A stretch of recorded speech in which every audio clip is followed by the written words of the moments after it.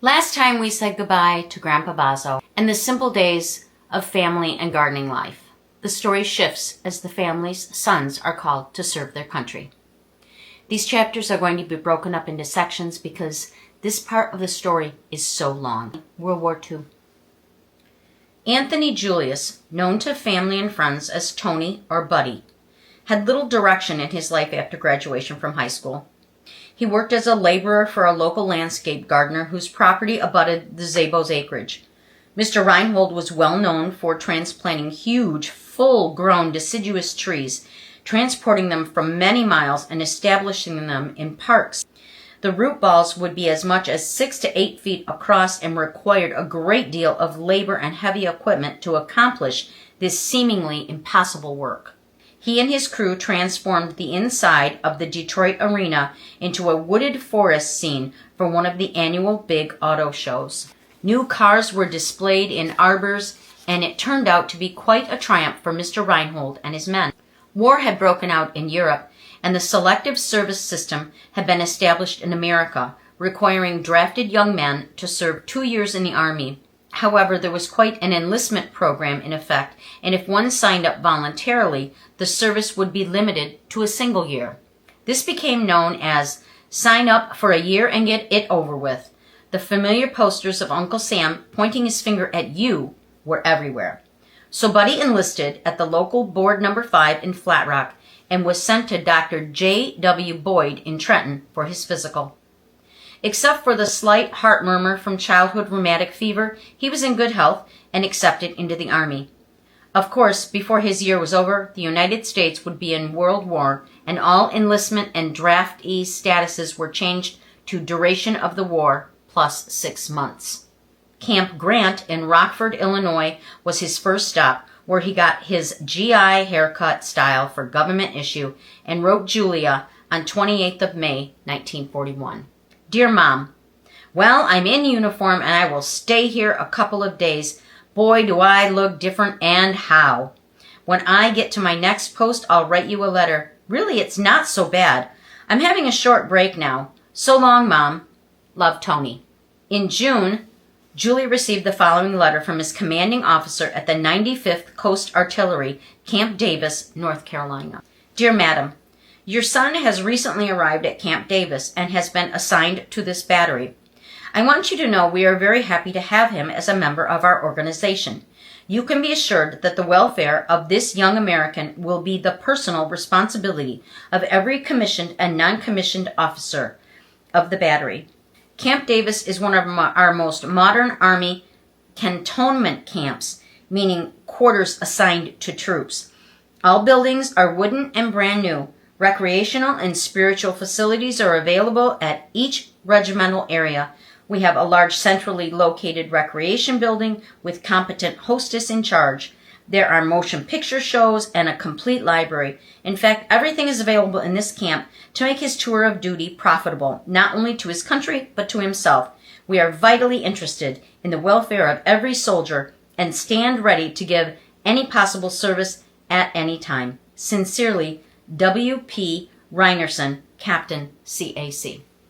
This letter was very reassuring to Alex and Julia, having heard many horror stories from their young relations who served in the Hungarian army. They felt Buddy was in good hands. He received all his basic training at Camp Davis, and his outfit was sent to Hawaii that summer. Julia received a letter dated August 28th from Oahu, territory of Hawaii. Dear Mom and Dad, here is the bad penny of the family. And this time he is as happy as a lark, and for no reason at all except that he is in love and everything is going well. I am in the best condition and just raring to go and do battle with all the Japs, and boy, do I feel rugged. I haven't yet received a letter from you people in a long while, but that still doesn't stop me from dropping you a line or two. Maybe even 3 or 4 lines. Darn this typewriter. First it skips and then it doesn't. Tell Sonny, that was Alexander, tell Sonny, Alexander, that if he's ever called in the Army, to enlist in the officers' candidate school so he can get away from being an ordinary soldier like me. But I guess he knows all about that, and there is no need to forewarn him of it.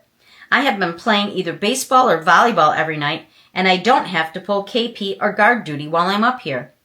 I bet I won't know the place when I get home. You will either have it remodeled or there will be so many new people moved in the neighborhood I won't know half of them. Well, I'll end this letter and work on my bunk. I have to fix it up to keep the mosquitoes out for the night. Until we meet again, I must say aloha. Be thinking of you always, Tony. On receiving this letter, Alex and Julia were again relieved that Buddy was happy with his tour of duty. Julia wrote whenever she could and also sent him care packages of cookies and other goodies. On December 7th, 1941, Lucille was home for the weekend from University of Michigan School of Nursing. Visiting too was Julia Samu, her aunt. With Julia, they were having a good time drinking tea and telling jokes in Hungarian around the kitchen table when the news came over the radio that the Japanese had made a surprise attack on Pearl Harbor. Stunned, they were concerned about Buddy, but soon they would know that the United States would declare war upon Japan. No one had much idea about Hawaii, but Pearl Harbor was in Hawaii, and Buddy was in Hawaii. Father in heaven, Julia prayed, be with my son and keep him safe. One minute they'd been drinking tea and laughing, and suddenly the world was turned upside down. Aunt Julia had 7 sons, and Julia had 3, all possible fodder for the war machine. Eventually they got word from Buddy that he was safe. Immediately following the attack, his outfit was sent out to a beach east of Honolulu. They camped there for several weeks, expecting the Japanese to make a landing somewhere on the island. He never wanted to talk much about those months in Hawaii. His 1 year would extend to more than 5. Alexander had married his high school sweetheart, Mary Court, in June of 1941, but he was not exempt from being called into service. In October of 1942, inducted at Camp Custer, Michigan, he was sent to Perrin Field, Texas, a training school for pilots. He passed an aptitude test for machinists and entered a school there. However, since he was already a skilled machinist, he was sent to Kansas City for more training. Then he was put into a class for aircraft engine repair and was delighted because it's what he wanted from the start. Next stop was Dayton, Ohio, and the 88th Depot Repair Squadron, and he received more training in hydraulics and a promotion to corporal. Getting ready for an overseas assignment, they were first issued summer khaki clothes for the tropics, but soon wool clothes as well, and they ended up in Italy. All that training was for naught because whenever an engine would fail, they simply installed a new one and shipped back the old one for overhaul. He ended up as a supply clerk, keeping track of tools, rope, cloth, and leather. He was not overly busy and had plenty of time to write many letters home to Julia and Mary. He was always rather artistic and prepared a map of their installation for his commanding officer. He made a lot of posters and signs for school projects and put a lot of initiative into the map project, pacing off the distances and drawing it out on a big piece of cloth. It hung in the headquarters office and he earned his sergeant stripes. Once a fully loaded bomber blew up on the airstrip about a mile from his quarters, and the explosion nearly blew the door off his warehouse. On another occasion, while assembling for reveille about 5 o'clock, a bomber flew overhead, trailing smoke, and blew up as it flew over the nearby hills in plain view of all the men. Tony, Alexander, and Eddie all answered the call, leaving home behind, trading home for duty and the uncertainty of war. Thank you for listening. I'll continue with the chapters regarding World War II very soon. In the meantime, if you have missed any chapters, I've created a playlist titled My Grandmother's Life where you can catch up on all past chapters.